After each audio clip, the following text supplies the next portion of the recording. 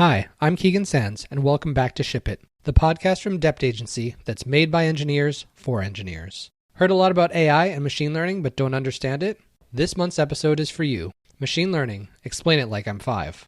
Special guest Tyler Ranelli, host of Dept's Machine Learning Guide podcast, chats with Dept engineer and resident 5-year-old Matt Merrill about the history, background, and technical landscape of machine learning. So without further ado, let's get started. I thought we'd record this because it's the new year. It's probably a lot of people that are looking for some new stuff to learn in the new year, or maybe as the year goes along. I've been mostly a back-end developer in Java and Node.js and dabble in DevOps for like 15 plus years. I know little to nothing about AI, ML topics. I thought it would be really interesting to bring Tyler Ranelli on here. Did I say your name wrong? Ranelli, I knew I said it wrong. Who is the host of a podcast named Machine Learning Guide. Cool. And it's part of our mutual podcast network now. Nice. Yes, the Dept Podcast Network. So I thought we'd have a conversation about machine learning and kind of explain it to me, the dummy here, like I'm 5. I briefly introduced myself. So Tyler, why don't you tell us more about yourself and kind of why we should trust you and listen to you on this topic? So my name is Tyler Ranelli, and I come from web dev, mobile dev myself as well. It was 4 or 5 years ago I switched to machine learning. So I'm definitely not the ultra expert on the topic, but I'd like to think of myself as an expert on teaching the topic as somebody who struggled with the transition from one field, probably primarily going to be the listening audience, to machine learning. And at the time when I created the podcast, there were no like newbie resources in the same way that once upon a time, computer science was the only way into app development. And then there was boot camps and very easy resources. At that time, it was sort of the computer science days of machine learning. And I was like, this is actually a lot easier than they're portraying it in the textbooks. Let me take a stab at distilling this down to dummies like myself. And now we have the data science boot camps and the easy learning resources and all that stuff. But it was a nascent market at the time. Yeah, but you still have a pretty good listenership, as I understand it. So like obviously you've struck a chord there. So that's cool. Yeah. Well, timing was timing. Like I said, there was nothing at the time. So I was the first machine learning podcast. That's crazy. There was one out there. What was it called? Anyway, there was a professor who was teaching AI, but it was really mathy, really techie. Yeah, that's going to be one of my questions because that scares me as a person who's not great at math. So yeah.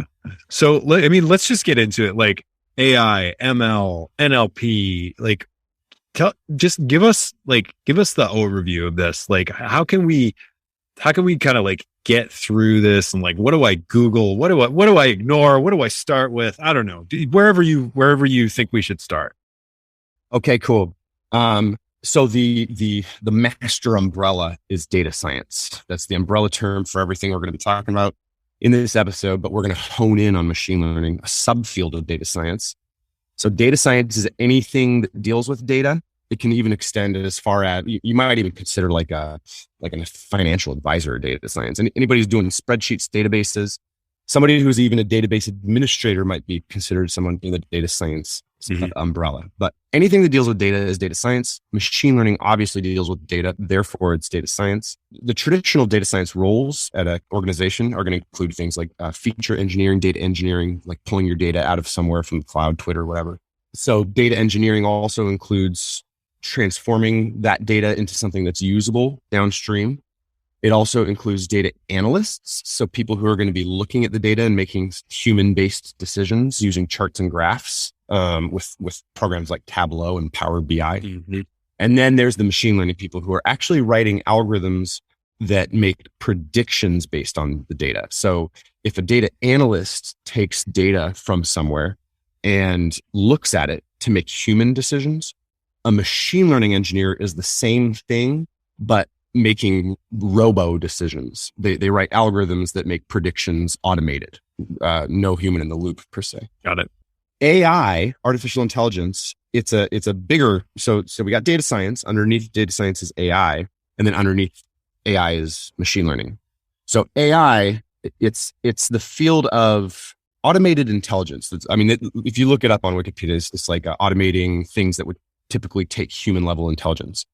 That's going to include things like language processing, natural language processing. So anything language oriented like Siri, chatbots, computer vision, knowledge representation, and decision and action planning. So game playing bots like Google's AlphaGo, Zero, and all those things. Anything that plays chess or predicts stock market or takes action on the stock market. And then machine learning. And once upon a time, machine learning was just a subfield within AI. Nowadays, that line is getting blurred. It's difficult to disambiguate the terms AI from ML. And the reason is machine learning proved to be so valuable, so important. Learning on the data proved to be so important. It is subsuming the other spaces of AI. So once upon a time, computer vision was a bunch of dedicated algorithms that were handcrafted using these things called these like patches that look for patterns in pixel values. These little square patches. It's funny. You've got, where's Waldo? You've got Waldo in the background. I always use Waldo as the example for my computer vision stuff. You might have like red and white stripes in a square pixel patch that slides over an image, and it looks for that pattern. And then it says ding, ding, ding, and then there's some score, but it's all handcrafted. Along came machine learning, and they automated that process. Same concept, still using the patch. It's called a convolution, but they use these networks called a convolutional neural network that actually learn the patterns it's looking for. So it's like one layer removed.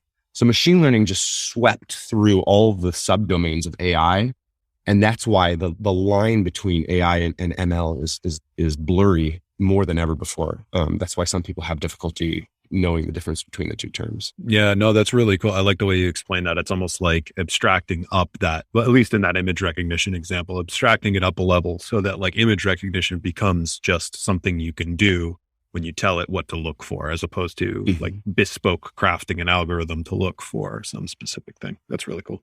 On that idea, I like to think of machine learning as there's almost like layers of machine learning. So let's say that the first level is to complete handcrafted scripts, like a Python file that you wrote end to end yourself. The next layer above that would be some part of that script learns something on your behalf. So you don't quite code it into the script.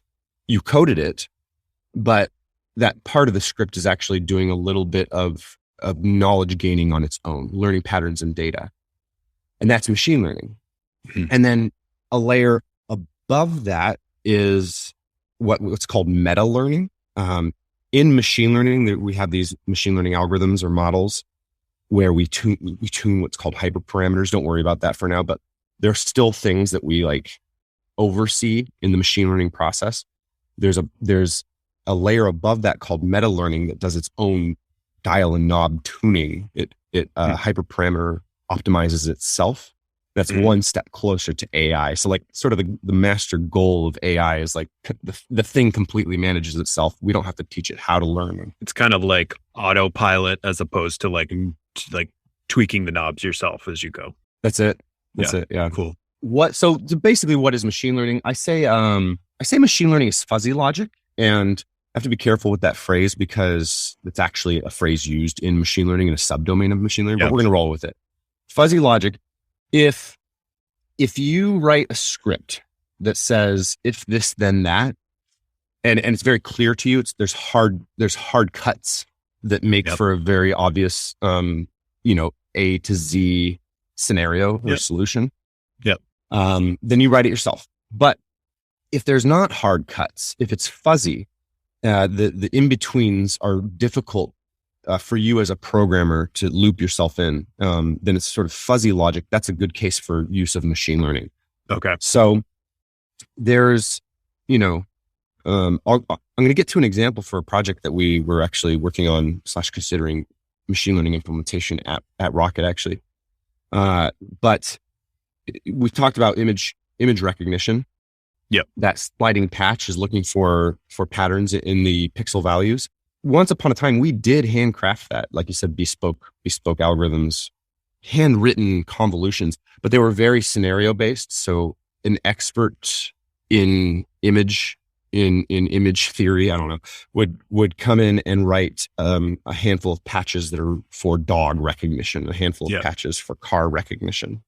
And it was, in other words, it was fuzzy logic because it's those like delineators in pixel values to designate something as cat, car, tree, or dog are fuzzy, but they were able to achieve it nonetheless because like the show must go on. There wasn't really machine learning at the time. Sure. But that's a classic scenario. Once convolutional neural networks, learning algorithms for this type of scenario became available, it wiped out those old guard of algorithms. That's a perfect situation in which there's no hard cut if then statements. Right. So I say machine learning is sort of fuzzy logic. I also say it's learning patterns in data. And I'm going to pause in case you have any questions or want to. One thing I think that we could talk about though, like how processing power shaped that. Let's talk about that a little bit. Machine learning is quite old. Some people call it applied statistics. A lot of the stuff you do in machine learning is nothing but old textbook statistics, calculus, linear algebra algorithms. And what we call it, so it's an algorithm is the math puzzle written in code. Once it's actually like the data that has learned on gets fused into the algorithm, these variables now hold numbers. It's called a model. So a model is like a hydrated algorithm. Yeah. Okay. But the algorithms, the raw algorithms, are nothing more than old textbook stats, linear algebra, calculus, math problems. So in a way, machine learning has been around forever. It's just that, like you said, we didn't have the processing power, we didn't have the know-how to turn it into tech. We really started like hunkering down on it with like the 60s, 70s, 80s. So machine learning as code is quite old indeed. It wasn't popular because at the time, the algorithms in use were called shallow learning algorithms. There's a model called linear regression, very simplistic model. They just weren't that powerful. But the knowledge of neural networks, of deep learning. So shallow learning is basically like a single math equation. Hydrate that into a model based on learning from data. Now you have a machine learning model. Deep learning is stacked shallow learning algorithms. Okay. A neural network is actually nothing more than a network of linear regression nodes that are called neurons. So it's stacked shallow learning algorithms. And like in a Bayesian network, for example, would have been like naive Bayes is a shallow learning algorithm. A Bayesian network is like that transformed into a graph. Any machine learning expert listening to this episode is probably up in arms, but that's the general gist. That was conceptualized a long, long time ago, but impossible to achieve until the computing power of our generation. I mean, that's a lot of data. Like that's a lot of data, and you have to keep a lot of it in memory. And it also requires a lot of CPU power to be able to move it around and adjust it and stuff like that. And also on top of it, I mean, up until the 2010s, we weren't even capturing a lot of that data, right? Like it was just not even able to be accessed, even if we did have the computing power. Yeah. Yeah. It's a really cool way of looking at it. It was like 2015 that it really all started popping off. And nowadays we use GPUs instead of CPUs for most machine learning. And why is that? Core of a CPU can handle a lot of computation. That's why there's only 8. A core of a GPU can handle a tiny computation, but there's way many more of them. And like I said, in the case of a neural network, where each neuron is basically just a linear regression unit, those are small computations. They're very easy to do. Distribute a crap ton of those parallel. And that's why a GPU is valuable in this case. Got it. So I'm going to take a crack at this. A general purpose CPU could handle one very complicated operation very quickly, whereas a CUDA core, I think you said, that could handle a very simple operation very quickly. Couldn't do a complicated one, but it's able to scale that out, which is exactly what these algorithms need. Exactly. Think of a CPU as like an EC2 instance, a huge EC2 instance. Yep. And a GPU is like 50 Lambda functions. You know what I mean? So we have the computation became available, especially by way of GPUs, that made neural networks feasible. And then, like you said, data became available at scale. And the way Google operates, right, is it scrapes the web. So now they have all the language data of the world. They went on to create all these natural language processing models, pre-trained, that are available through the Hugging Face library. Sorry, what was it called? Hugging Face. Hugging Face. Yeah, let's go into. I'll talk about the different domains of machine learning. Hugging Face ties into the natural language domain. It's my favorite library. Actually, natural language is my favorite domain of machine learning. I say machine learning is broken down into 3 parts. It's table, space, and time. Anytime you're dealing with tables, whether they're spreadsheets or databases, you're going to be using table machine learning models. Let's say we have a spreadsheet. It's the housing costs of houses in Newburyport. You have a bunch of columns that are like the distance downtown, the square feet, the number of bedrooms, number of bathrooms. And then what you're trying to predict is the cost. So you take one of those columns in your CSV, your spreadsheet, and pull it aside. That's the thing you're trying to predict. A machine learning algorithm that deals with table data will learn the patterns in those columns. We call them features, the ones on the left, X, in order to predict the Y column, the cost of the house. Very popular algorithm here is called XGBoost. That's probably the most popular algorithm of machine learning, period. So that one's worth name dropping. Interesting. XGBoost. It's a decision tree. It learns the if this and that then blank. It's not actually it's what's called a gradient boosted ensemble of decision trees. So it's like it's multiple decision trees all like voting against each other. But effectively, it's a decision tree. And what's cool is actually you say like XGBoost.fit my spreadsheet, and it can output the decision tree it generated, and you can look at oh, okay, that makes sense. If it's, if the number of bedrooms is greater than 2 and. Okay. So you're saying like XGBoost.fit. What is that in? Is that in Python? Like Python. Okay, cool. So me, like I'm thinking in my head right now, like this sounds like I'm a straight ahead enough use case that me as kind of a machine learning moron might be able to use this in something that I'm working on. Is it really that simple? Yes. Okay. Wow. Very, very simple. But note, this is new. The idea of machine learning being available to people like us is very new. This revolution that's been going on. I mean, most people listening to this episode have heard the term machine learning. I didn't hear the term machine learning until 7 years ago. Like the term. If you're like me, like I heard AI a ton, but not machine learning. Exactly. And like, I don't think I learned the difference between the two until similar to the time frame you were talking about, 2015 or 2016, whatever. Now that, there was like a revolution after the deep learning revolution, which became available again by way of lots of data, lots of compute power, even though the deep learning models themselves were available for a very long time. Yeah. It sparked this huge revolution. And now there's just Python libraries for everything. And you can just write some lines of code and get the job done very easily. It's crazy. So there's table, space, and time. So let's start with time. Time is like step. You're learning the steps that lead to the next step. Stock market prediction, very obvious use case of that. So over the last week of fluctuations of the price of a stock, what is the likely next price of that stock? What's it going to be tomorrow? And therefore, should I buy or sell today? Language. So word. What's the next word going to be? But there's a lot of really cool use cases of language. So language is time, stock market's time, weather, predicting the weather, budget forecasting for companies and all these things. Yeah. So there's dedicated algorithms for time. And in the table stuff, the shallow learning algorithms, linear regression, XGBoost and stuff, there's also just neural networks. That was the deep learning revolution introduced neural networks. A vanilla neural network, when somebody thinks of the word neural network, is actually almost like a class, like a abstract class. It's a concept. It's not really an algorithm. The neural network people are thinking of when they say that word is actually called a multi-layer perceptron that's used for table data. And then for time series stuff like language, it's called a recurrent neural network. So subclass neural network. One is for table, one is for space, one is for time. The time one is called a recurrent neural network. And the recurrent part is that it loops back on itself. So it becomes a graph. And you have to do that because you have to be able to take undefined number of steps in time. And so it has to be able to loop back on itself. And then in space is like an image, what we're talking about, a convolutional neural network. So subclass neural network into convolutional neural network. Convolution is that patch I was talking about that's looking for Waldo. So it learns how to detect things in an image based on pixel values. So that's space. Interestingly, the difference between time and space has been blurring in the last few years. The series of models came out called Transformers. There was a white paper called Attention is All You Need. And it introduced this like attention module into neural networks. So it pays attention to certain points, either in time or space. And what that model did is strangely, it blurred the lines between space and time And now a lot of times for language stuff, people are using convolutional neural networks, which are traditionally used for space. So the line between space and time is kind of being blurred, and there's a little bit more universality to the neural networks that are being used. Yeah. In these cases, by way of the transformers.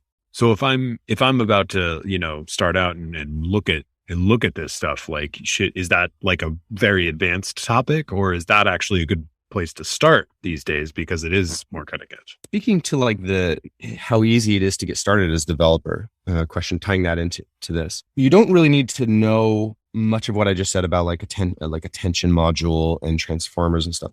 A lot of days, these like Python libraries just handle all that legwork for you, and you just write a handful of lines of code to get the job done.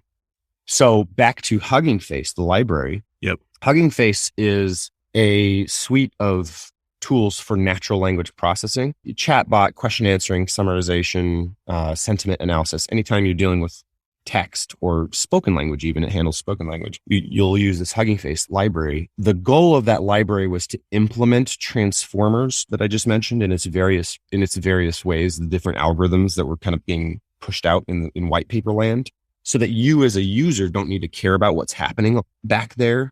Let the scientists do their science. I just want to build stuff. Sort of like spiraled out of control. That library does everything under the sun. It's incredibly powerful. You just write a one-liner, take a blob of text, take a Wikipedia entry, and then you download it with Beautiful Soup or something in Python, and you just say summarize, Hugging Face .summarize, and it's like, here's a paragraph, and it's incredible. So couple of follow-ups on there. You mentioned Beautiful Soup. What's that? I never heard of that. So Beautiful Soup is just a web scraping library for Python. Let's talk about languages a bit. So Python. That's the language of data science and machine learning. Other popular languages for machine learning are Scala, because of Spark, and I guess Hadoop. Because a lot of data science is data at scale, parallelizing data processing over multiple servers or whatever the case, Spark was a popular framework to use for that. So Scala became a popular language to use in machine learning. But then they ported that to Python because more people were using Python in machine learning than Scala. And it was such an uphill battle that they're like, okay, we give up. Let's create PySpark. So now Spark works with Python. Cool. R is a popular language for machine learning, but it's a little bit more in the data analytics crowd and is fast becoming phased out in favor of Python. Right. MATLAB is popular in the academic crowd for research purposes. Again, it's starting to phase out. The show's becoming very clear that there's kind of a clear winner language-wise here. If you're going to learn machine learning, learn Python. Honestly, don't bother with any of the other languages. It's kind of a bold statement, but I think most of my colleagues would agree. I think a lot of folks that listen to this podcast, just because of what Rocket and Depth does, like a lot of us are coming from the web background. And the nice thing about Python is it could do that too. You kind of can't go wrong learning Python these days. You really can't. It's not wasted knowledge. You could script DevOps stuff with that. You could script random stuff. It's the language of stats. It's pretty great. Yeah. So what you were saying about like taking the Hugging Face library and just feeding some random text into it, does your podcast's ML guide, like, do you walk through some of this stuff? Mm-hmm. Oh, that's awesome. I talk about a lot of these libraries and technologies that are used and some of the specific function calls you might make. I don't go too much into code because it's obviously audio format, but the podcast has a companion GitHub repository called Nothi, this AI journal that I'm building open source. And I use Hugging Face, through and through. But we're talking about how easy it is to do machine learning these days. I mentioned XGBoost for table data. I mentioned Hugging Face for language stuff and more, surprisingly more. If you look at the Hugging Face models on their website, you'd be like, what? I thought this was a language library. It works with table data. It works with images as well. Yeah. The first step getting started with machine learning is to not use actually any Python libraries yourself, but to see how far you can get in the cloud first and foremost. Oh, because cloud services on AWS, Google, GCP, and Microsoft Azure, they have these machine learning tasks as hosted services that you can make calls to their endpoint. And that's beneficial to you as a developer because many of these machine learning models do want a GPU. About the only one that doesn't is XGBoost. But Hugging Face, if you're dealing with time and space, you're going to want a GPU. If you're developing on a Mac, you're out of luck because Macs don't have NVIDIA graphics cards. And NVIDIA is pretty much, you can get machine learning working with OpenCL and third-party libraries, something called Plaid ML, but it's just a pain in the neck. What you really want is a PC, either Linux or Windows. If you're using Windows, use WSL2 to use Linux. In other words, your only option is Linux. Pretty much. It's not completely true, but pretty much you really want to be developing on Linux because you want to tap into your NVIDIA graphics card.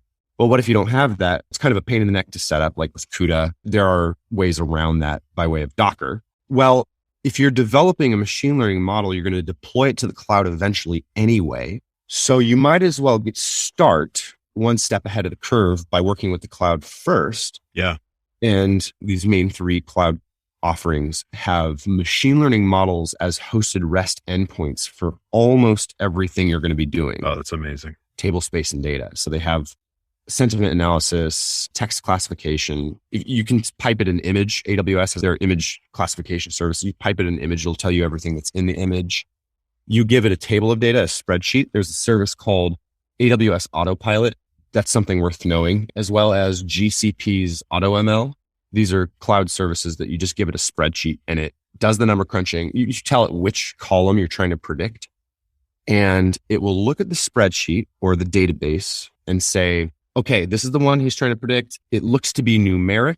Maybe it has some out of bounds, like outliers or such. I'm going to try to dial that in using some magic. I'm going to take these columns. This one's text, but I want numbers. So I'm going to turn that text into categories. It does all the magic for you behind the scenes. It selects which model to use, usually XGBoost, but you don't have to care. It will select, tune, and train the machine learning model for you. And then it will optionally host that as a REST endpoint for you to call for future data, which is kind of the point of training a machine learning model. Basically, the REST endpoint is kind of a facade for whatever algorithm that this thing, I don't want to say determines for you, but you help it program, and it just takes the inputs and compares it against the model and runs the algorithm. That's right. That's amazing. That's Autopilot. AWS Autopilot. They also have a service called Canvas. Autopilot and Canvas, by the way, these are under the umbrella of AWS SageMaker. It's their suite of machine learning oriented tools.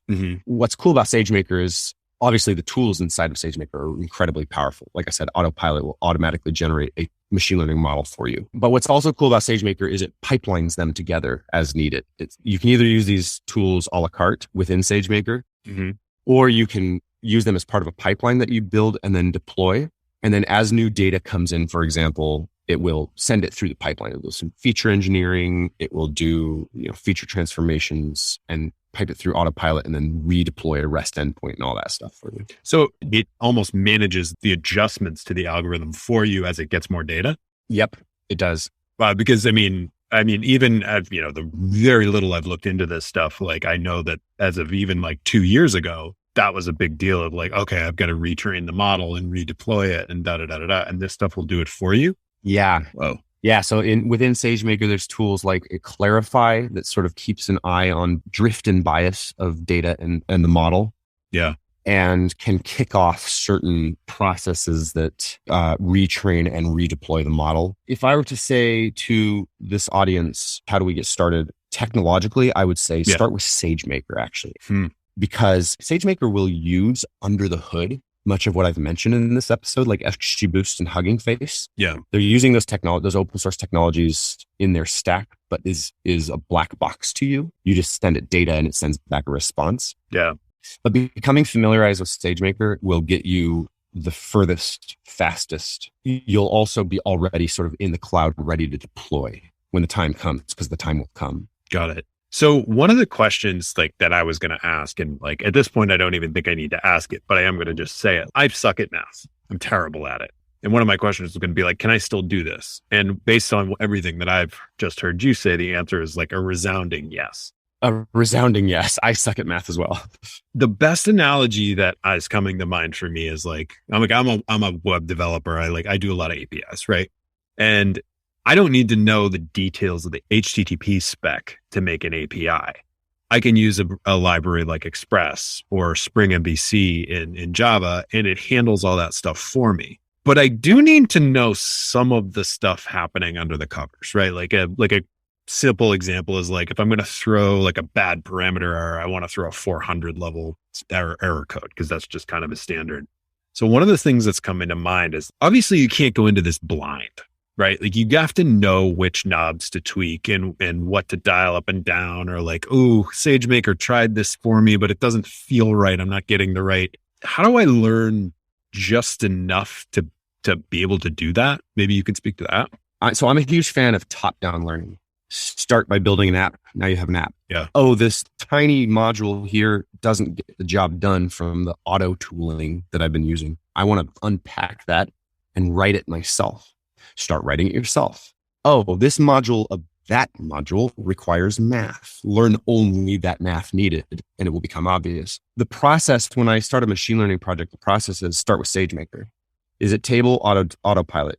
Is it text? I use SageMaker Comprehend. Is it images? I use their image service. It'll get you 80% of the way. Right. There are clear gaps in SageMaker tools. Very quickly, you will discover things you need to write yourself. Yes. Okay, let's crack open Python. Let's download Hugging Face or XGBoost or something. For example, in Nothi, the AI journal, it gives book recommendations. You journal, oh, today sucked, my boss yelled at me, blah, blah. Over time, it sort of gets to know you and it will start recommending books. So, okay, maybe you should read this like emotion management book. Yeah. And it acts like Pandora, so you can thumbs up and thumbs down its recommendations. Well, the book recommendation is a simple off the shelf. It's like Hugging Face your journal, Hugging Face the books. Cool. Now they're turned into vectors. Now I can compare those vectors using cosine similarity. A lot of that stuff is off the shelf. But the thumbs up, thumbs down process gets a little hairy. That's handwritten in Python using a framework called Keras. So the deep learning, so Python's language, scikit-learn is the shallow learning library. Okay. And then the deep learning libraries are TensorFlow and PyTorch. Those are the two popular deep learning libraries. And then add an extra complexity. There's a thing called Keras that like sits on top of TensorFlow that makes it easier to use. It's a syntax sugar overlay on top of TensorFlow specifically. So TensorFlow is by Google. It's like the Angular of deep learning. And PyTorch is the React of deep learning. You know what I mean? You know, I would so much rather use PyTorch than React most of the time. Yeah. But there's times to use one or the other. Usually, if you're using another library and they have already selected a deep learning preference, then you just got to roll with it. So it pays to know both later after you've tried your SageMaker hand and it didn't fully do the job. Can you plug that custom code into things that SageMaker already has done for you? Yes. Yeah. SageMaker has this concept of bring your own model, bring your own container, and bring your own something else. I can't remember. There's 3 prongs. You can use their REST services, like sentiment analysis, for example. You send it a string, a review, and it'll be like sad, angry, happy, blah. Easy peasy. Yep. Okay, we want to get a little bit more complex. I want to classify this text. Is it about baseball or is it about football? So you're going to do a little bit of training on your own. But because it's such a common type of a scenario, SageMaker offers tooling around that, but you do have to write your own code. And so they call that bring your own code. You can still deploy it to SageMaker without worrying about GPUs and scalability and the libraries that are pre-installed. But you just have to handcraft a little bit of code and it's going to subclass something. Got it. And then finally they have bring your own container. You're like, no, I'm getting real customization here. I don't want to worry about GPU. That's it. But and scalability, but I want to handle all the libraries and the code myself. So let's bring your own container. Yeah, because maybe you need some kind of custom library or something like that SageMaker doesn't offer out of the box. Okay, I'm with you. You subclass their Docker container and then you do the rest yourself. Like I'm drawing some parallels here to like Lambda, where it's like Lambda will give you the node runtime and you can run a JavaScript Lambda, but you have to go within the bounds of whatever Lambda gives you. Perfect analogy. SageMaker is the Lambda of machine learning. Yeah. Okay, cool. That makes sense. Plus a bunch of extra with, like monitoring them. Yeah. I mean, the pipelining and stuff like that. That's amazing. And monitoring too? Monitoring. And then it sends you email alerts. Look, your data is starting to drift. Look, your users aren't who you thought they were. It's incredible. It's super powerful stuff. People are going to start thinking like we're like selling SageMaker. We're legitimately not. Like, right. I think we're just legitimately excited about this. We talked earlier and I'm like, I'm not a DevOps guy and I'm taking an interest lately, but because AWS just seems to be the most popular, it's the easiest place to start. So it just so happens that I don't know crap about GCP or Azure. And that's why I'm harping on SageMaker. It's a knowledge thing. It's because I'm taking the easy way out here, basically. Right. As a counterpoint, like even though I know nothing about this, I did work with a client at Rocket that was using Google Cloud. And they were doing all kinds of image training algorithms. And I worked with their AI engineer or ML engineer. And he raved about GCP. In fact, they were using GCP for that reason. Like he drove the rest of their organization to use it. Interesting. So there's something to it. You know what I mean? Like, so yeah, that's a really good kind of caveat to give people is like, this is just what we know, but that's through the lens of one person at one client. But what he was doing was pretty neat with image recognition. So that's really interesting to hear. Actually, so, our parent organization, Depth, and they're Google people. They're all GCP people. And they're like, they're mega data scientists. And Azure too, actually. Oh, really? Okay. Yeah. Rocket is mostly AWS. Like all of our clients use AWS. A lot of Depth's clients, which are, right now anyway, primarily in Europe, they're all using Azure and GCP. Isn't that interesting? Interesting. I'll have to hit the drawing board one of these days and check out those offerings by GCP and Azure. Because Depth swears by it. They're like, well, no, dude, AWS, really? SageMaker? I'm like, what? SageMaker's awesome, dude. We were talking with our head of DevOps, Jirwat, the other day, and and I agree with him that like GCP has a much easier to use interface than AWS. AWS's interface can be very difficult to use. Very, very difficult to use. AWS is so old. Everything is just Band-Aids on Band-Aids. It's from like 2007. It looks like it. So the maths to know are calculus, statistics, and linear algebra, but don't learn it. Don't learn it until you'll. I was going to say, I'm tapping out if that's the case. All right. So you'll know when you need it. So what I was getting at with that, so I wrote that Keras neural network that learns the thumbing process, thumbs up a book, thumbs down a book. Yeah. It's hard to explain why I used what I used there, but the last module of the neural network, the last layer is like, layer.softmax. You're like, what is a softmax, right? And so that's not super black box. You kind of have to know what a softmax is to tack on that layer and understand what's coming out of it to use it. So you look up softmax. Oh, it's something in statistics. So then you deep dive this concept of softmax. You'll know when you need math. The time will come if you really get into machine learning, but punt for as long as you can. There's a series of YouTube videos from a guy from the New York Times who explains math concepts for adults in kind of very simple ways. I should find that and link it in the description because... Is this StatQuest? I don't know. That doesn't sound familiar. 2 blue, 1 brown? It could be it. That could be it. Those are good. Those are good. Those are really good. StatQuest will get you mostly there as far as needed math knowledge for machine learning. Got it. Nice. Well, I think we touched on a lot of really good stuff. I know like I'm super interested. I'm charged up. I want to go start now. So like shameless plug here. How do we find your podcast? Because that's probably a good place to start, right? So just look up Machine Learning Guide in Spotify or iTunes or whatever. You'll find it. The website is ocdevel.com/MLG, ocdevel.com/MLG. Nice. Cool. And it sounds like if you are interested, like get yourself an AWS account, start playing around with SageMaker. I know that you've got a couple of episodes and more of your latest episodes are on SageMaker. I'm going to go check those out. Mm-hmm. Nice. Anything else you'd recommend to get final thoughts on ML? Yeah. So you're like in that podcast, it's a bit of a course, almost an audio course, and more conversational format audio course. Like take a Udemy class and turn it into audio.